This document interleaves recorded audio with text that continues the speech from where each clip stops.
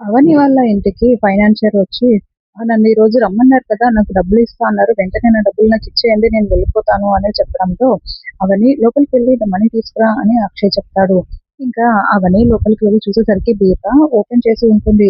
అదేంటి బీరువా ఇలా ఓపెన్ చేసి ఉందేంటి అని చూస్తూ ఉంటే బీరువాలో బ్యాగ్ ఉండదు.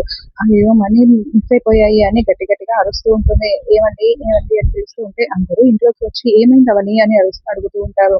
ఇంకా బ్యాగ్ కనిపించట్లేదండి. డబ్బులు కూడా లేవు అని చెప్పడంతో, అవునా! అలా ఎలా జరుగుతుంది? డబ్బులెక్కడికెళ్ళిపోయాయి అని అక్షయ్ అనుకుంటూ ఉంటాడు. ఇంకా అలా అందరూ చాలా టెన్షన్ పడుతూ ఉంటారు.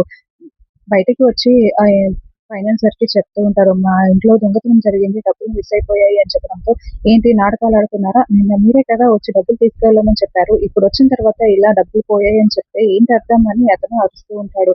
డబ్బులుంటే ఇస్తాం కదా! పోయాయి అని చెప్తున్నాం కదండీ! మాకు కొంచెం టైం ఇవ్వండి అని వాళ్ళతో అక్షయ్ మాట్లాడుతూ ఉంటాడు.